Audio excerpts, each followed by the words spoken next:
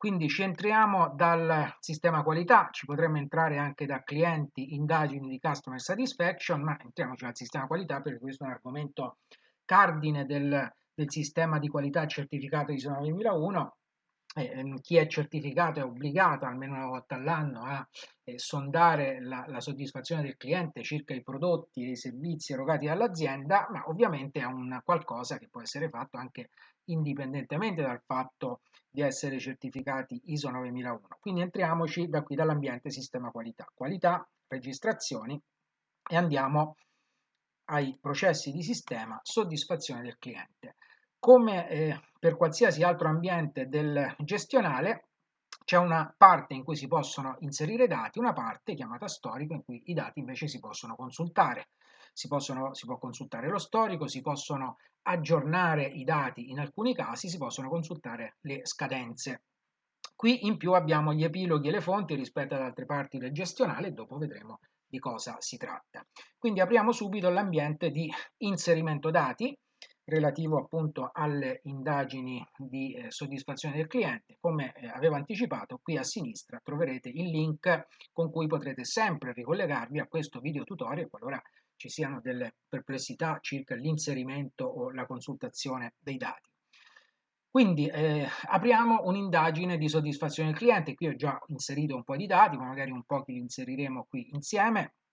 Assegniamo un numero all'indagine, un titolo, una data di apertura, una data entro la quale sarebbe opportuno portare a termine l'indagine e una data di verifica chiusura che ovviamente metteremo quando andremo a verificare la chiusura dell'indagine, magari senza rientrare qui, ma dall'ambiente di consultazione e aggiornamento dati da cui sarà molto più comodo e molto più rapido senza dover tornare a cercare l'indagine qui sulla maschera. Poi il responsabile, l'oggetto dell'indagine, qui ho messo qualcosa di fantasia, soddisfazione del cliente per i tempi di consegna, destinatari, commercianti, eccetera. Comunque questi sono campi non obbligatori senza mettere i quali il gestionale vi manda avanti comunque. I campi obbligatori qui sono la data di apertura, il numero e il titolo del questionario.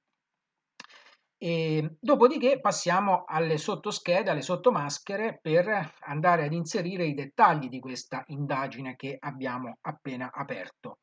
Quindi qui il gestionale ci presenta subito di default la prima scheda, promemoria e presentazione dell'indagine al cliente. Qui in questo riquadro promemoria potremmo scrivere tutte le annotazioni che vorremmo su questa indagine e di qua la presentazione al cliente dell'indagine. E in questi campi si può scrivere nulla, tanto o tantissimo, c'entrano 64.000 caratteri e i dati che verranno scritti in questi due campi dove entrano 64.000 caratteri ve li ritroverete poi nei report.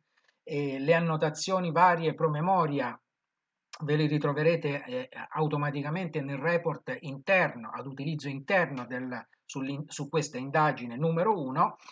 La presentazione al cliente invece ve la ritroverete automaticamente nel questionario che verrà inviato al cliente, che sarà direttamente pronto da stampare inserendo i dati che ora andremo a vedere.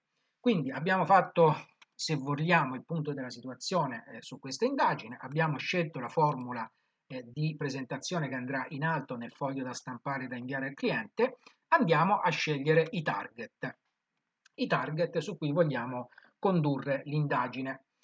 E vedete che ci sono alcuni target inseribili, queste sono le voci che poi troveremo direttamente nelle query, e poi c'è anche il mio target, nel senso che c'è la possibilità anche di aggiungere dei propri target oltre quelli che io ho già previsto di default nel software. E leggiamo attentamente qui accanto.